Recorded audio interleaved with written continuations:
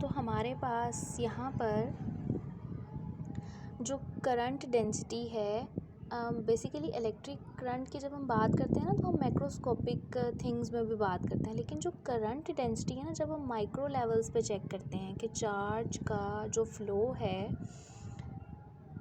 In a unit area और in any small length DL, तो हम बेसिकली बात करते हैं करंट डेंसिटी की।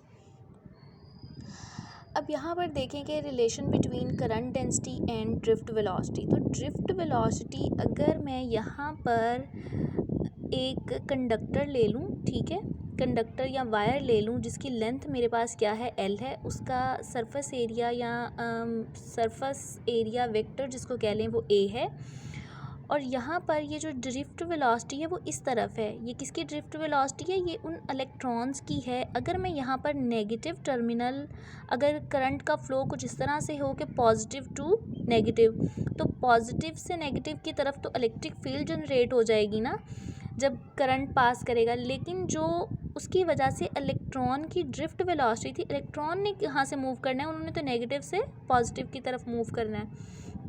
तो ड्रिफ्ट वेलोसिटी हमारे पास यहाँ पर क्या होगी, वो इस तरफ होगी।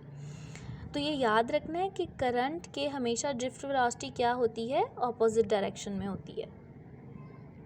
अब यहाँ पर सिंपल कंसिड्रेशन की है कि हमारे पास एक कंडक्टर या वायर है किसकी लेंथ L की, जो हमने स्मॉल उसकी लेंथ ले ली है वो DL ले लिया है, कोई सा भी हमने सरफेस एरिया ले लिया, स्मॉल सरफेस एरिया ले लिया। एरिया ऑफ अ वेक्टर जो हमने है वो सरफेस एरिया, वो क्रॉस सेक्शन एरिया जिसको कहते हैं वो वेक्टर A ले लिया है। ड्रिफ्ट वेलोसिटी को हमने यूँ डिनोट किया है। ये क्यों हमने किया है इस तरह से, क्योंकि ये एवरेज वेलोसिटी है तमाम उन इलेक्ट्रॉन्स की जो मूव कर रहे हैं किसी भी मटेरियल में या उस स्मॉल DL में या उस लेंथ में, उस स्मॉल एरिया में जो मूव कर रहे हैं पर यूनिट चार्ज। तो उनकी जो ड्रिफ्ट वेलोसिटी है उसको हमने इस तरह से कुछ डिनोट कर लिया।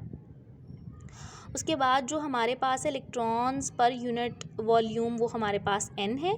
फिर जो टाइम हम ले रहे हैं, क्योंकि वो कोई ना कोई जहाँ से वो पास कर रहा है उसका एरिया है, तो और वो स्मॉल टाइम में है, तो हम उसको जो यहाँ पर ले रहे हैं वो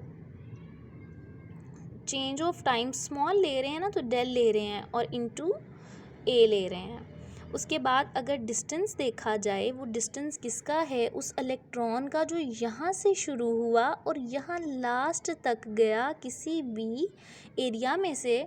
तो हमने वो क्या किया, फाइंड आउट किया कि उसने डिस्टेंस कितना कवर किया। वो हमारे पास कुछ यूँ आ जाएगा VT, और एरिया उसका A है, तो VT और A। अब नंबर ऑफ फ्री इलेक्ट्रॉन्स हमारे पास इनसाइड वॉल्यूम जो है वो उसको n से मल्टीप्लाई कर देंगे। अगर एक इलेक्ट्रॉन का चार्ज हमारे पास -e है, तो टोटल जो चार्ज इनक्लोज है इन दिस एरिया वो कितने होंगे, वो हमारे पास कुछ यूँ आ जाएंगे इक्वेशन 1 में। उसके बाद हमारे पास जो करंट के लिए हम क्या करते हैं, डिवाइड कर देते हैं इसको। हम इस इक्वेशन को बोथ साइड्स पे डिवाइड कर देंगे, किसके साथ, T के साथ। तो हमारे पास यहाँ पर करंट की वैल्यू आ जाएगी जो इक्वेशन 2 में आ गई है। अब हमें पता है कि हमारे पास जो चार्ज डेंसिटी है ना, वो करंट ओवर सरफेस एरिया है, rate of flow of current per unit area. तो हमारे पास J इसके इक्वल है। अब हमने क्या किया, इस J में वैल्यू रख दी किसकी, ये बहुत ही फेमस इक्वेशन है, ये रिलेशन आपने हमेशा याद रखना है, नेक्स्ट भी काम आएगा, कि हमारे पास जो इलेक्ट्रिक करंट है वो क्या है, NVAE। ये चार्ज है उस इलेक्ट्रॉन का। अगर यहाँ पर प्लस है तो आप पॉजिटिव चार्ज ले रहे हैं, लेकिन मोस्टली इसको माइनस इसलिए डिनोट कर दिया कि ये इलेक्ट्रॉन का एक तो ले रहे हैं। उधर से एक और बात याद रखनी है कि ये जो करंट है ना, इसकी डायरेक्शन हमेशा ऑपोजिट होती है इस ड्रिफ्ट वेलोसिटी से। इस वजह से हम क्या कह रहे हैं कि ये नेगेटिव ले रहे होते हैं। अगर हम यहाँ पर एरिया बढ़ा दें, ये तो कांस्टेंट है, चार्ज भी कांस्टेंट है, और अगर इसको भी कांस्टेंट रखें तो ड्रिफ्ट वेलोसिटी हमारे पास कम हो जाएगी। अगर हम क्या करें, इस एरिया को उतना ही रखें लेकिन यहाँ से करंट को इंक्रीज़ करना शुरू हो जाए, तो हमारे पास ड्रिफ्ट वेलोसिटी क्या होती है, हमेशा इंक्रीज़ करना शुरू कर देती है। ये रिलेशन हमें, ये इक्वेशन हमें ये चीज़ें बता रही है। उसके बाद हमारे पास यहाँ पर ये करंट डेंसिटी के फार्मूला में I/A, यहाँ पर I की वैल्यू रख दी, तो यहाँ पर हमारे पास A से कैंसिल हो गया, जो हमारे पास फाइनल करंट डेंसिटी I है किसी भी कंडक्टर में या वायर में, वो क्या आ गई है -EN और ड्रिफ्ट वेलोसिटी। तो देखें J जो है उसका किसके साथ, उसका डायरेक्ट रिलेशन है यहाँ पर।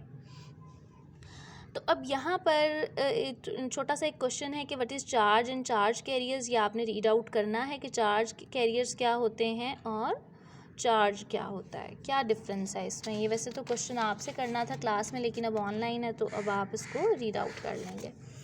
उसके बाद हम आ जाएँ नेक्स्ट टॉपिक की तरफ आते हैं, इक्वेशन ऑफ कंटिन्यूटी। तो equation of continuity in electrodynamics में, इक्वेशन ऑफ कंटिन्यूटी से क्या मुराद है। इक्वेशन ऑफ कंटिन्यूटी में हम ले रहे हैं कि चार्ज हमारे पास क्या रहता है, कंजर्व रहता है। चार्ज इन हो या आउट हो, वो क्या होगा, हमेशा हमारे पास कांस्टेंट होगा। अब यहाँ पर देखें, हमने एक्स और वाई और जी प्लेन के अंदर एक क्लोज्ड सरफेस ले ली है, ठीक है। क्लोज्ड सरफेस के अंदर एक वॉल्यूम, हमने एक यूनिट वॉल्यूम ले लिया है, ठीक है।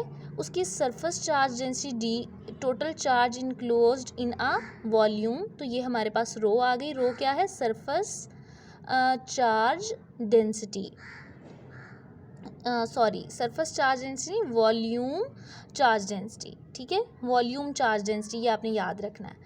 उसके बाद हमारे पास ये एक स्मॉल पैच है, ठीक है, जो बिल्कुल यहाँ पर सरफेस के ऊपर है। और इसमें से भी अब देखें ना, अगर एक क्लोज्ड सरफेस है, उसके अंदर से उसका कोई ना कोई वॉल्यूम है, उसमें से अगर चार्ज पास हो रहा है तो उसमें करंट भी जनरेट होगा, जाहिर सी बात है।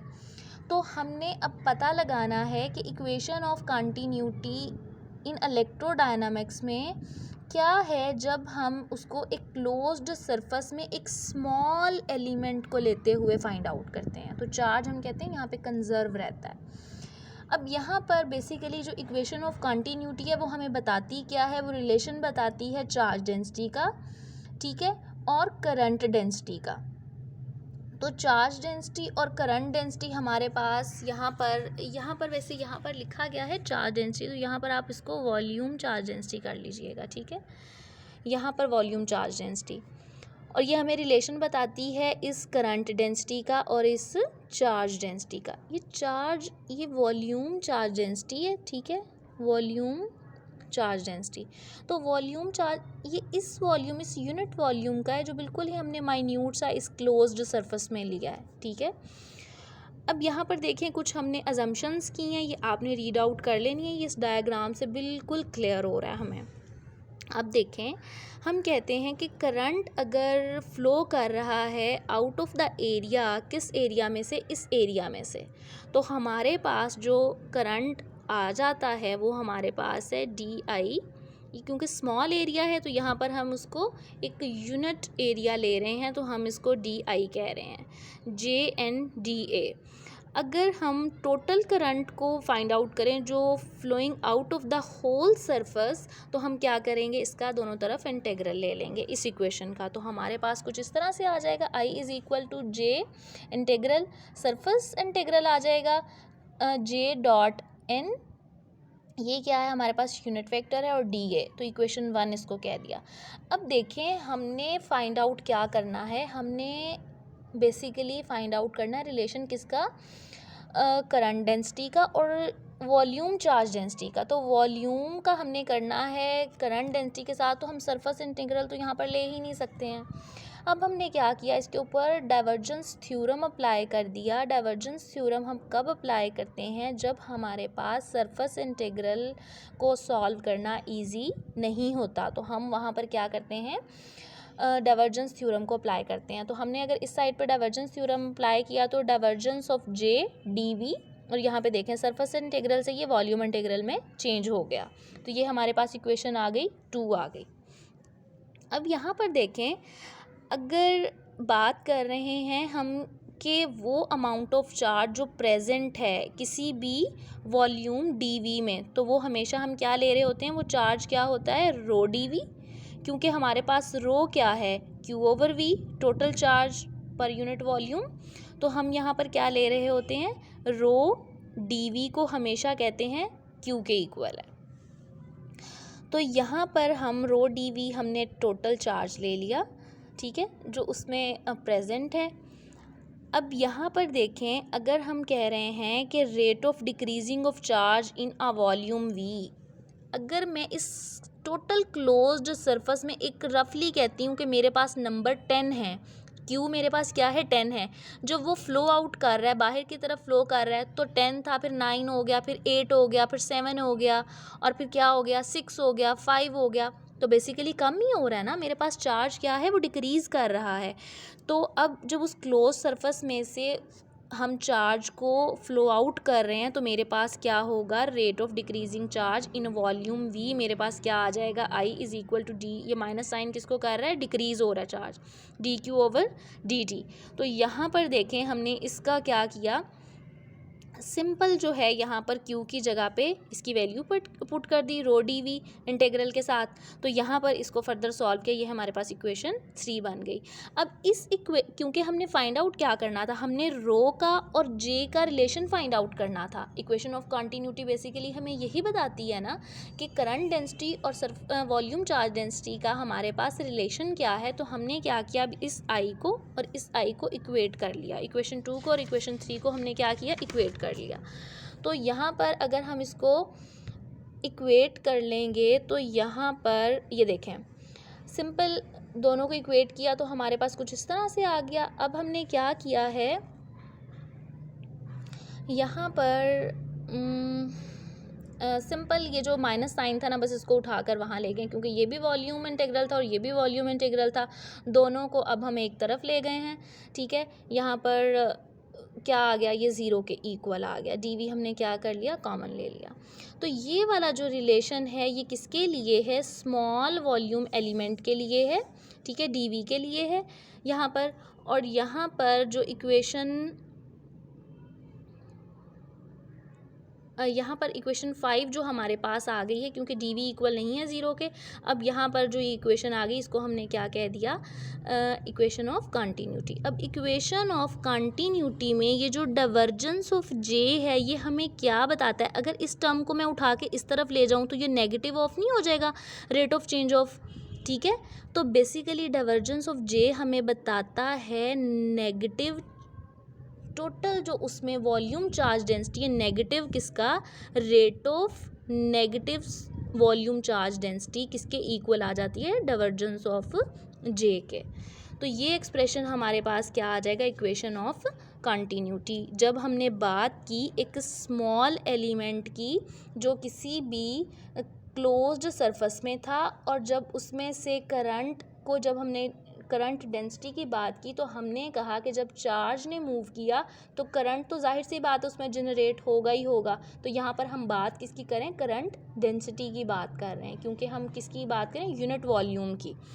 उसके बाद स्टेशनरी एंड स्टेडी स्टेट में किस तरह से हम लेते हैं इक्वेशन ऑफ कंटिन्यूटी को, यहाँ पर देखें, अगर बाहर जाने वाला और इन होने वाला हमारे पास जो चार्ज है अगर तो वो सेम है तो हम क्या कहते हैं, करली J ओवर करली T ज़ीरो है। यहाँ से अगर हम लें तो ये हमारे पास J क्या आ जाता है, कांस्टेंट आ जाता है। तो यही हमें इक्वेशन बताती है कि जो करंट है वो कांस्टेंट है पर यूनिट वॉल्यूम के। तो steady state, stationary and steady state हमें ये बताता है। तो ये हमारा आज का टॉपिक था, कल इंशाल्लाह हम नेक्स्ट करेंगे।